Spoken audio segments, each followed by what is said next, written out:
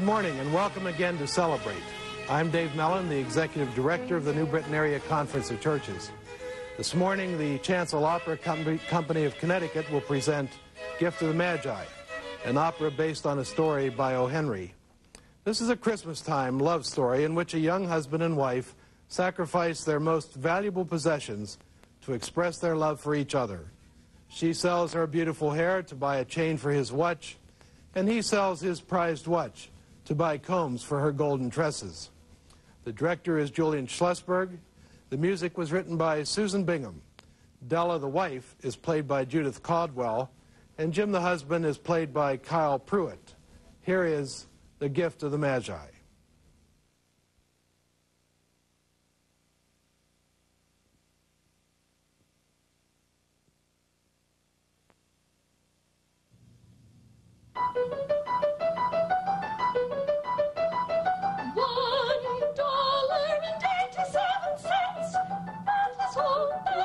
And 60 cents of it is in pennies. I've argued with the grocer man, the vegetable man, the butcher man, haggled and bargained until my cheeks burn.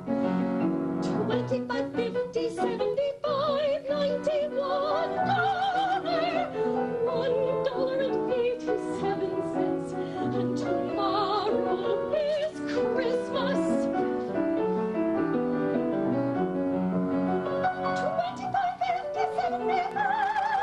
9, 10, 11, 12, 13, 14, 15, 16, 17, 18. Oh!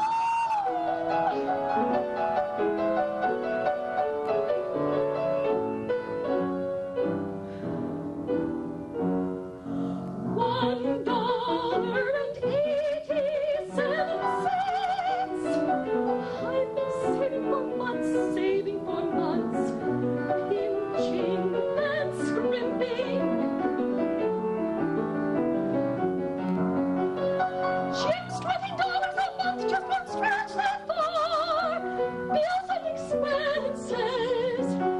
1, 2, 3, 4, 5, 6, 7, 8, 9, 10, 11, 12, 13, 14, 15, 16, 17, 18. Oh!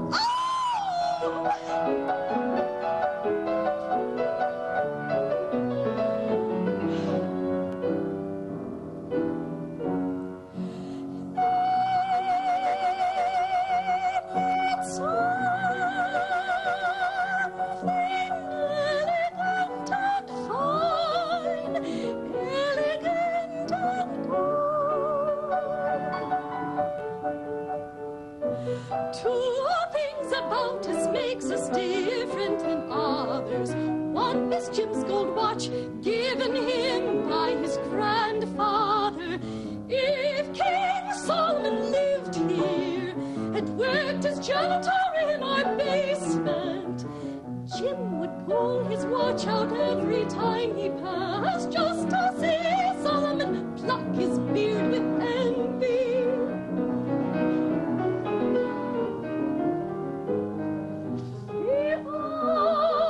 Treasure I have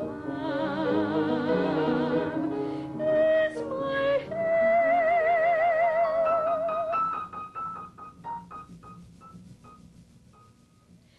If the Queen of Sheba lived across the air shaft in the flat white near ours, I'd let my hair hang out the window to dry.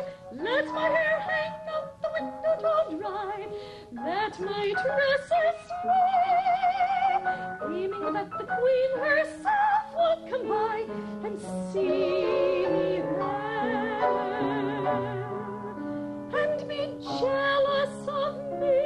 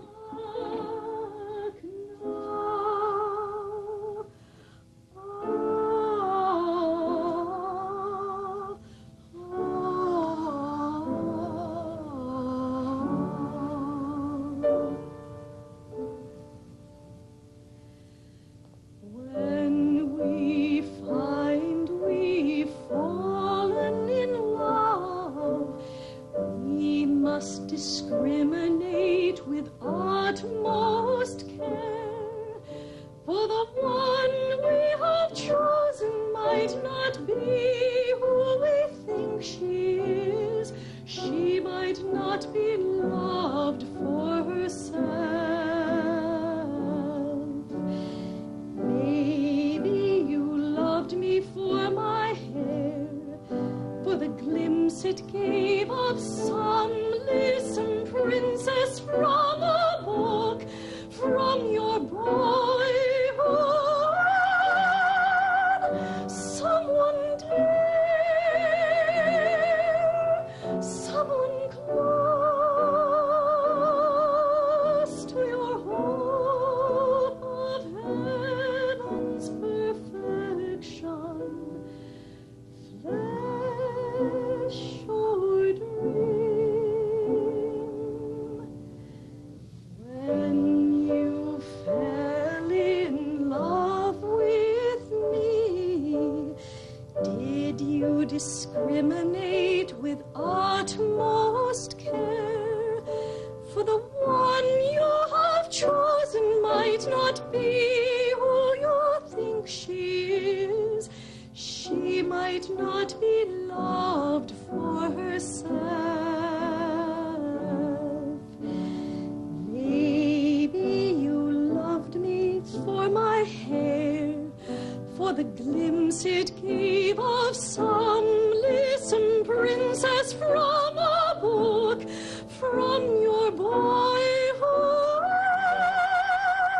Someone dear, someone close to your hope of heaven's perfection, flesh or dream.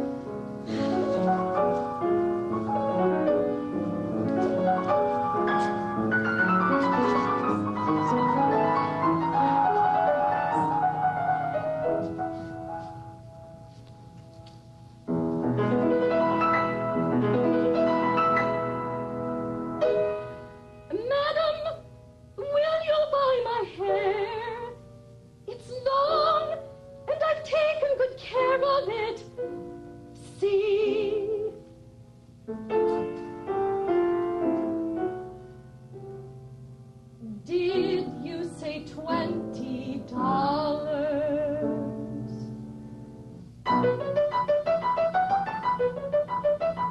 $21.87. That's not bad, that's not bad. And 60 cents of it isn't pennies.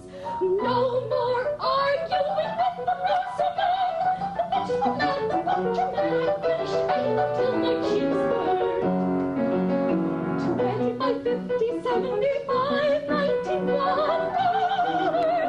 $21.87. And tomorrow is Christmas.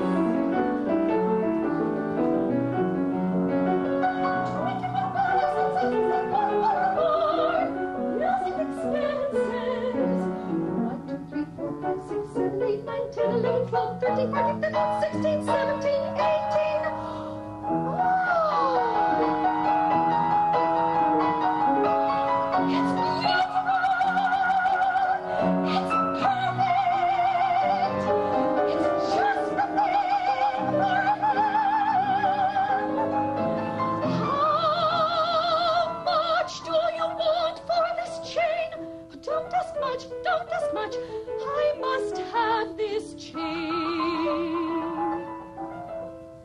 21, 21,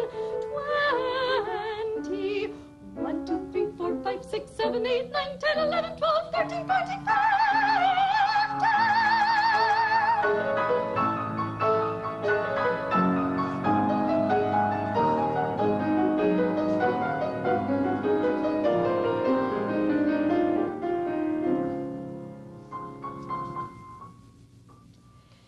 If the Queen of Sheba moves across the air shaft in that quite hours, I'd let my hair hang out the window to dry.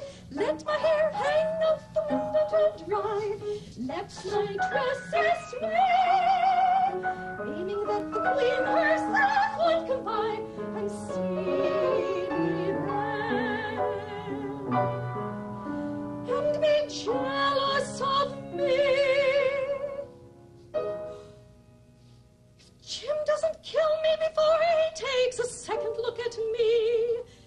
He'll say that I look like a Coney Island girl. What could I do, though, with $1.87? Maybe you loved me for my hair, for the glimpse it gave of some lissome princess from a book, from your boyhood. Someone dear, someone close to your hope of heaven's perfection, flesh or dream.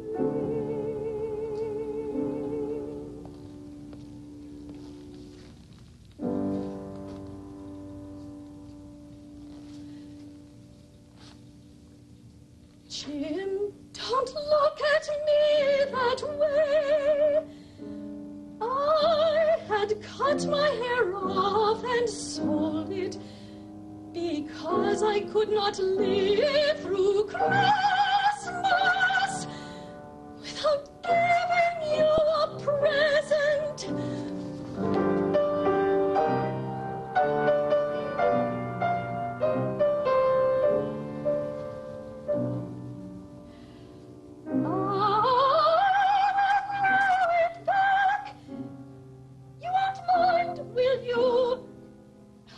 Just had to do it. My hair grows awfully fast. Say Merry Christmas, Jim, and let's be happy. You've cut your hair. I bought you something elegant and fine, elegant and two things about us makes us different than others. One is your gold watch given you by your grandfather. If King Solomon lived here and worked as janitor in our basement, you would pull my watch out every time he passed, just to see Solomon pluck his beard with envy. You say your hair is gone. cut it off and sold it. Don't you like me just as well anyhow? I'm me without my hair, ain't I? You say your hair is gone.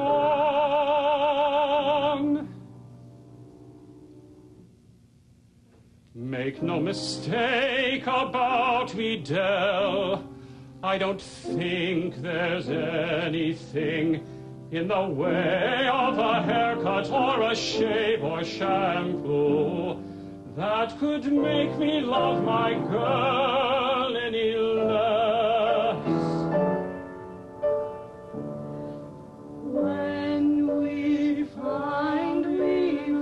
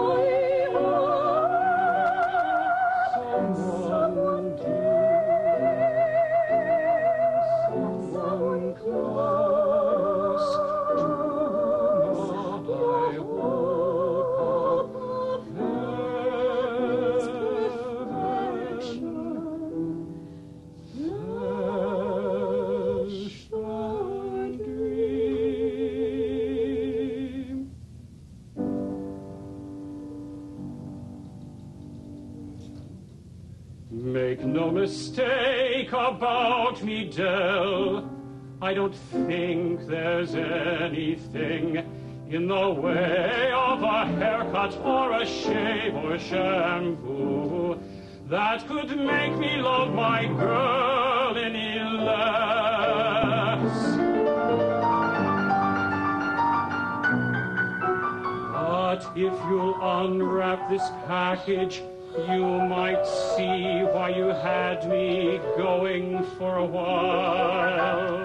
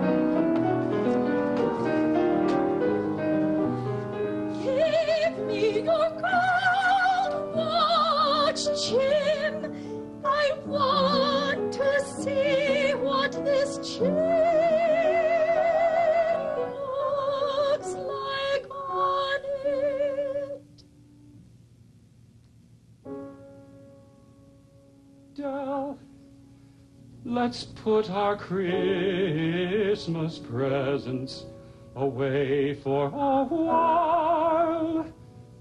They're too nice to use at the present. I sold the watch to get money to buy you the combs.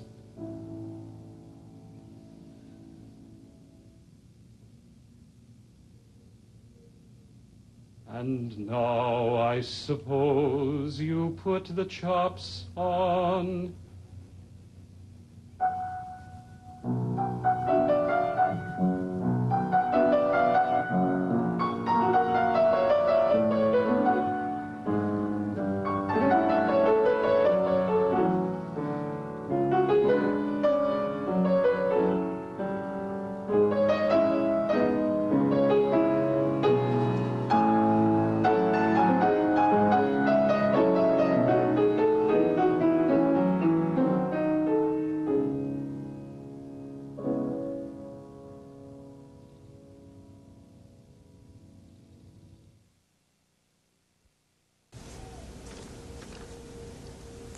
Let me reintroduce Della, who was played by Judith Caldwell, and Kyle Pruitt played Jim, and we have on the end of our little panel here Trina Mace Josephson, who handled costuming, at least in this production. First, let me thank you again for an outstanding presentation, very moving, and I'm sure our audience appreciated it. I certainly did. Trina, let me start with you in our little time remaining here. I know you're involved in other ways besides doing costuming. What other kind of things do you do for the Chancellor Opera Company? I began working with Chancellor Opera Company as a producer, I've also directed one of the other tiny operas that Susan Bingham has written. I costume design, I sing, and I act as well. So you do about everything. Right. I saw you were running around with props, too, I noticed. We were talking about being early eclectic. This was set 1900? Approximately, correct. Jim. Still in my role. Still Wonderful. in character, Thank you. right? Thank you. Great compliment. There's an obvious religious connection to this. A Gift of the Magi, I was thinking at first we were going to have a throwback to the Christ child and the Magi coming. Obviously, there's a connection. Do you want to bridge that for us? That was exactly the connection I made the first time I read this short story in school, that I thought it was going to be some sort of exotic story that was going to tell me something I already knew about Christmas. But in fact, I think O. Henry chose the title beautifully, because what it really talks about is the element of sacrifice, and very innocent and naive sacrifice, which misses the mark. And there is a bittersweet quality to the story, and beautifully captured by Susan's music, which is overcome by the desire to, in fact, share, regardless of what presents you give, which was the spirit of the Magi. Certainly true. Judith, I know this putting this kind of thing together takes a lot of time. I mean, you don't just come up here and do this. What do you do in the rest of your life? Or do you have another life beside singing with the... Many things. I work at the Educational Center for the Arts. I'm head of the music department. I'm a professional singer. I teach at home privately, and work with the Chancel Opera Company. And that's one of the beauties of working with Susan, is that she's very flexible in terms of her time arrangements, and it's wonderful being able to work with my friends. Kyle, I know the same thing must be true with you. You have another life, too. How do you carve out time to do this kind of thing? Maybe you should tell us what your other life is. Well, I am on the faculty of the medical school at Yale. It is in some ways another life, but it's actually part of the whole life, too. We make time for things that bring us pleasure and that make sense for what we think gives meaning to our lives. And so it's not a complete break between this and the other forms of creativity that we have. I think it really does come down to more of a fabric than a fragmentation. So we scramble for time and do lots of things on the road and memorize music, going back and forth in cars and some other things, but it all gets done, and we hope it's worth it for you as it is for us. Yes, indeed. And Trina, we know that you just had a child here just a few weeks ago. It's true. Dare I ask you what else you're doing? Yes, not only do I have a child, but I'm the business manager at the Yale Center for British Art, and that's my full-time job away from home. But then the thing that's perfect for me about Chancel Opera Company is it combines my interest in theater, music, and design. And as we talked before, it gives me a chance to do all of those things, apart from what I do at work every day. Well, it's certainly wonderful having all three of you here, and others in the cast in the background who have not joined us for this little discussion, but it's a wonderful presentation. And in fact, our audience will be pleased to know that in a few weeks the group will be back. I'm not sure which ones of you will be back, but you'll be doing the Sacrifice of Isaac. And that will be coming up just in a couple of weeks, and that should be very interesting and well done. We hope that you'll join us in the next week for that program, but also next week we're going to be talking with some of the folks who are associated with the Billy Graham Crusade. The Reverend Donald Morgan, who's pastor of Weathersfield Congregational Church and who chairs the Crusade Committee in this area, will be with us, along with two other folks. I'm Dave Mellon. Thanks for looking in. Have a good life, and God bless you.